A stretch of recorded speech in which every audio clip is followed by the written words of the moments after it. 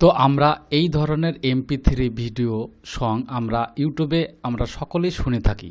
তবে কি এই ধরনের ইউটিউবে ভিডিও যে MP3 ফরম্যাটে যারা ভিডিও আপলোড করে তারা কি ইনকাম করে বা কিভাবে ইনকাম করে, তাদের কি চ্যানেল মনিটাইজেশন হবে? তো চলো আজকের এই ভিডিও আমরা জানবো যে তারা এই MP3 ভিডিও ছেড়ে তারা কত টাকা মাসে ইনকাম করে বা এই ভিডিওগুলো আপনারা কিভাবে ছাড়বেন এবং আপনাদের চ্যানেল মনিটাইজেশন হবে বা কিভাবে আপনারা টাকা ইনকাম করবেন ইউটিউবে এই ধরনের MP3 ভিডিও ছেড়ে। তো চলো আজকের এই বিষয়ে জানবো। তো প্রথমে এই ভিডিওগুলো দেখুন, যেমন এই ভিডিওটা প্রায় 6 মাস আগে আপলোড করেছে, 42 মিলিয়ন ভিউ হয়েছে। আপনারা কল্পনা করতে পারবেন না যে এই ভিডিওটায় 42 মিলিয়ন ভিউ হয়েছে। তবে কি এই ভিডিও থেকে এই ভিডিওর যে মালিক যে ইউটিউব চ্যানেল আছে এ কত টাকা ইনকাম করেছে শুধুমাত্র এই ভিডিওটা থেকে, আমরা আজকে জানবো এটা।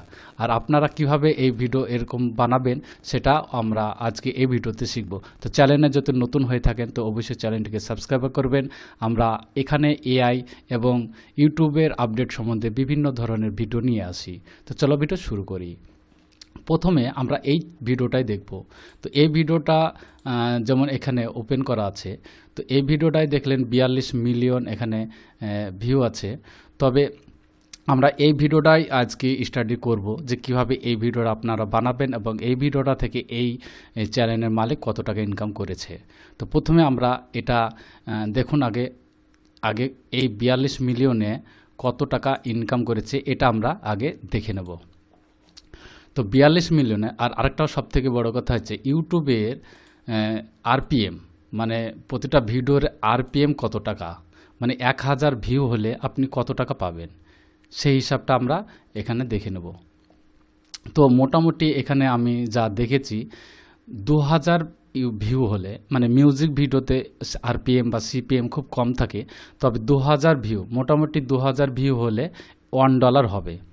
সাপোজ আমরা মানকে চলে যে 2000 ভিউ হয়েছে, তাতে আপনারা পাবেন $1, তাই তো? তাহলে আমরা ওর 42 মিলিয়নে তাহলে কত টাকা এখান থেকে পেয়েছে সেটা আমরা দেখব। সাপোজ আমরা 1 মিলিয়ন দেখি, তাহলে 42 মিলিয়ন আমরা কানেক্ট করে নিতে পারবো। 1 মিলিয়ন 4 5 6, হ্যাঁ 6, মানে 1 মিলিয়ন। 1 মিলিয়নে কত টাকা হবে, তাহলে RPM অনুযায়ী আমরা 2000 ভিউ হলে যদি $1 হয়, তাহলে আমরা একে ভাগ করব 2000 দিয়ে। 2000 দিয়ে ভাগ করলে সমান হচ্ছে 500, অতএব $500। $500 ওই ভিডিও থেকে ইনকাম। তবে কি চ্যানেল কিভাবে ইনকাম করছে, চ্যানেল কি টোটালে $500 পেয়েছে? এই যে 1 মিলিয়ন ভিউ, মানে 1 মিলিয়ন হচ্ছে 500 কি হলো ডলার হলো। তাহলে যদি এই 500কে যদি গুণ করে 42 দিয়ে, 42 মিলিয়ন সমান 42 দিয়ে গুণ করি, তাহলে দাঁড়াচ্ছে কি $21,000। তাহলে $21,000 যদি হয়, তাহলে আপনারা কল্পনা করতে পারবেন না যে এই ধরনের চ্যানেলগুলি কত টাকা ইনকাম করে থাকে। কি তারা এই টোটাল টাকাটা কি তারা পায়? এরকম MP3 ভিডিও ছাড়লে তো কপিরাইট হয়, আমরা সকলে জানি। তাহলে তারা কিভাবে ইনকাম করছে?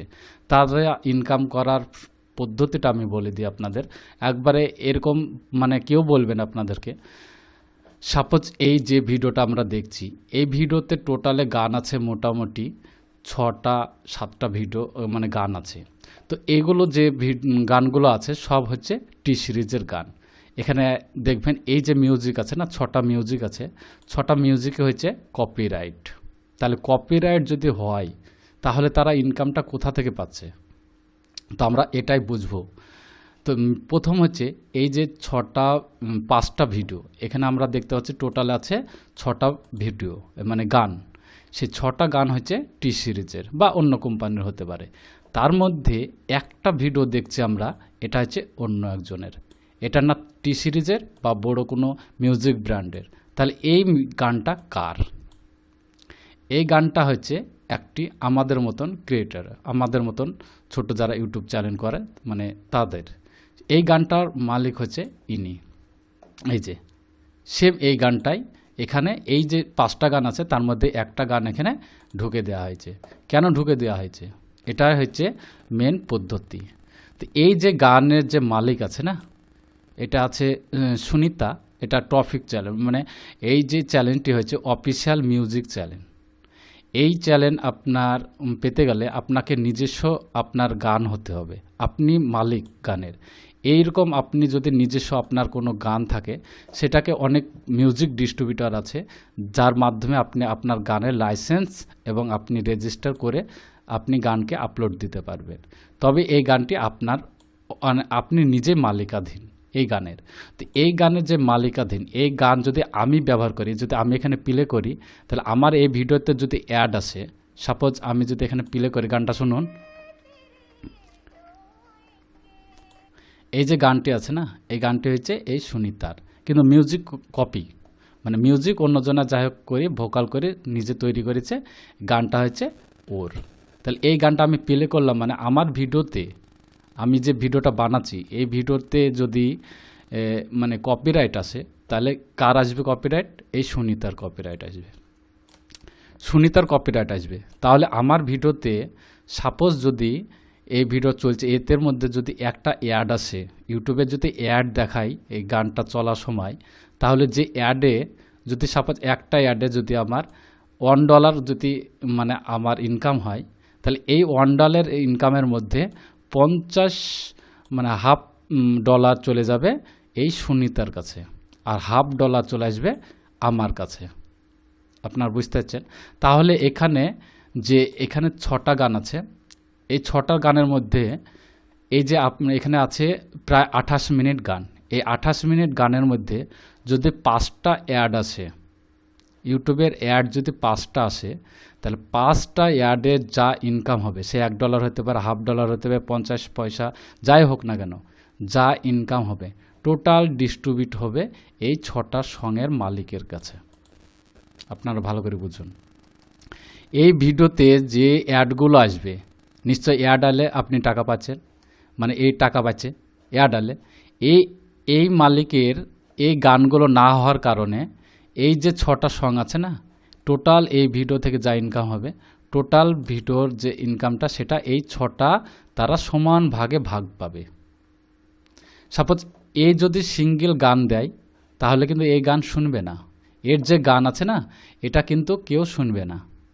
তাহলে এই যে অফিসিয়াল যে গানগুলো আছে টি সিরিজের, এই গানগুলো প্রথমে দিয়েছে, তার মানে এই গানগুলো শুনবে, শুনতে শুনতে যদি এই গানটা প্লে করে, এই ভিডিওটা যদি প্লে করি, এখানে যদি অ্যাড আসে, সেই অ্যাডে যদি 50 পয়সা হয়, তাহলে 50 পয়সা কিন্তু এই 6 জনায় ভাগ হয়ে যাবে, সমান ভাগে ভাগ হবে।